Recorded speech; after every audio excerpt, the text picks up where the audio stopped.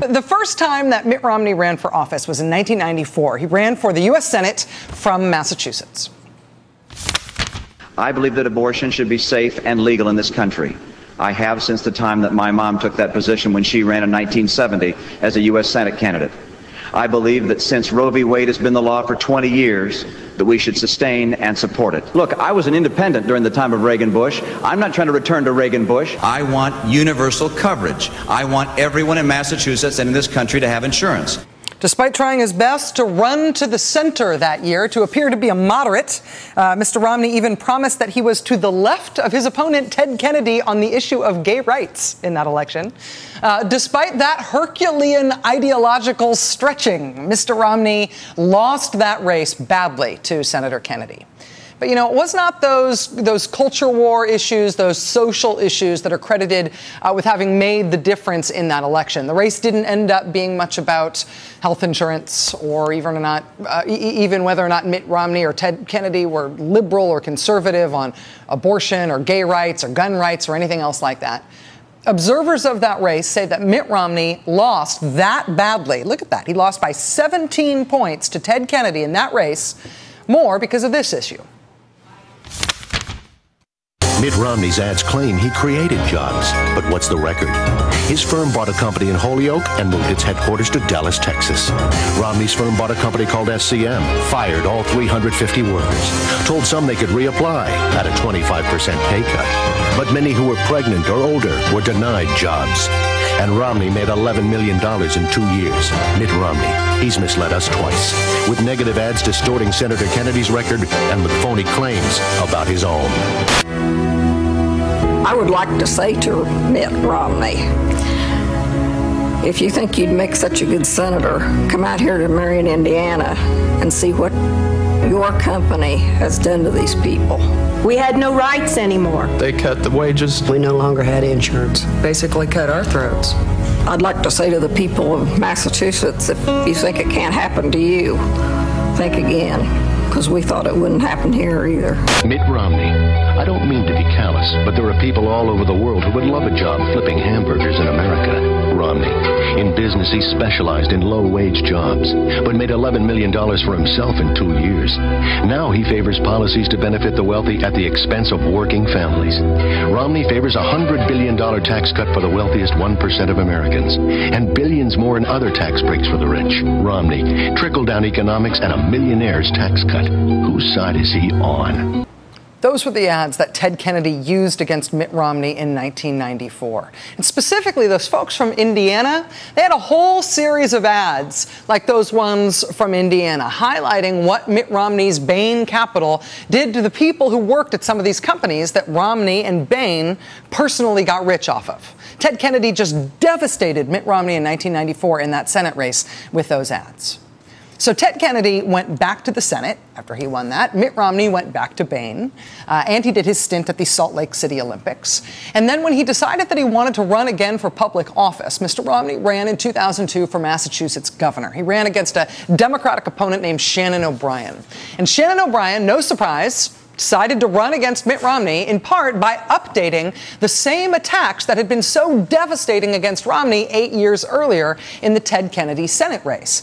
And instead of the Ampad, Indiana paper mill that Ted Kennedy used in those ads against Mr. Romney in 94, 8 years later in 2002, Shannon O'Brien decided to use the GST steel mill experience against Mr. Romney. GST steel mill was a mill that had been in operation in Kansas City since 1888. Before Bain got a hold of it, the end result was the mill shut down, 750 jobs lost. The employees did not get the severance pay or the health insurance they had been promised. Their pension benefits got cut by hundreds of dollars a month. On the pension thing specifically, the federal government had to pitch in tens of millions of dollars to bail out the workers that Bain cut off through a pension guarantee program. But hey, Bain made money off it. Mitt Romney made money off it. Shannon O'Brien hit Mitt Romney with that story in 2002.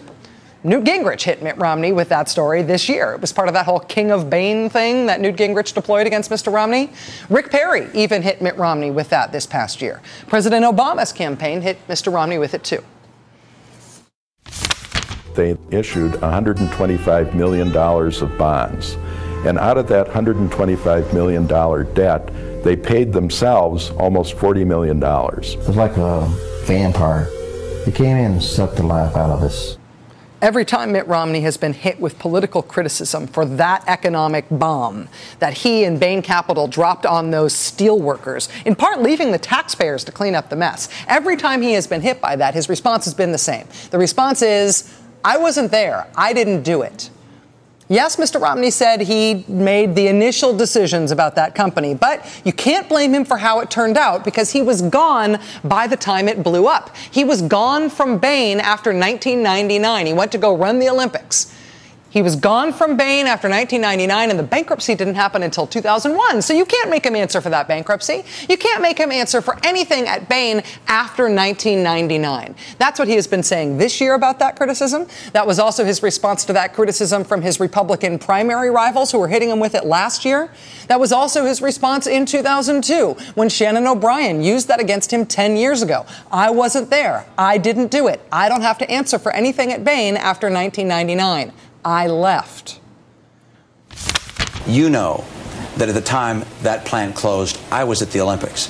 And when I left Massachusetts to go run the Olympics and left my organization, I was out there full time. As a matter of fact, as I recall, you brought a challenge against me, and your party did, to say that I wasn't qualified to be governor because I was out in Utah. Well, actually, you were right. I was out in Utah full time. I had no responsibility for management at Bain Capital. Our lawyer has pointed that out to you.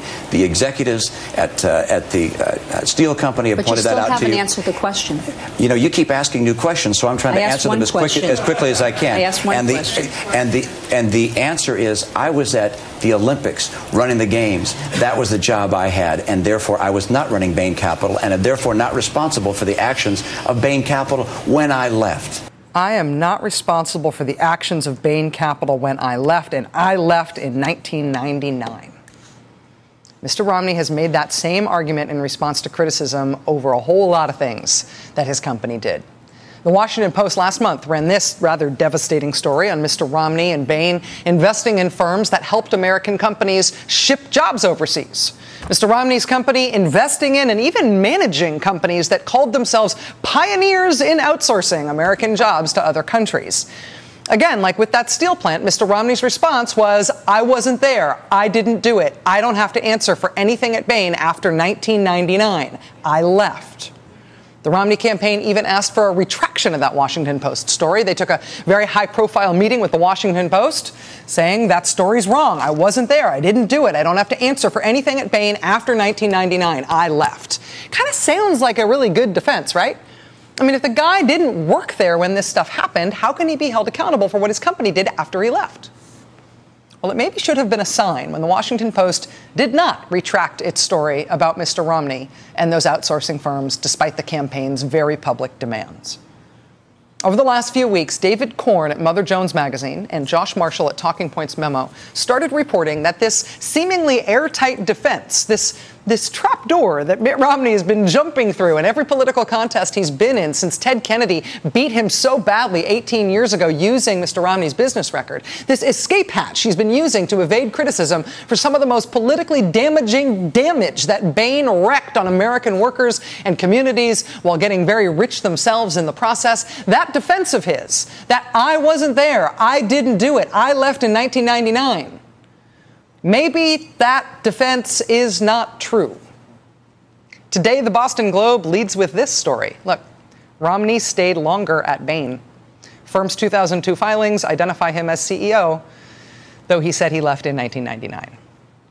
According to the Globe's reporting, SEC filings show Mr. Romney listed as the sole stockholder, chairman of the board, chief executive officer, and president of the firm, not just in 1999 when he says he left, but also in 2000, and in 2001, and in 2002. In 2001 and 2002, he got paid six figures for being an executive of the firm. During the time period for which his defense against the most potent political attacks ever used against him has for years now been, I wasn't there. I didn't do it. I don't have to answer for this. I left. It doesn't seem like he left.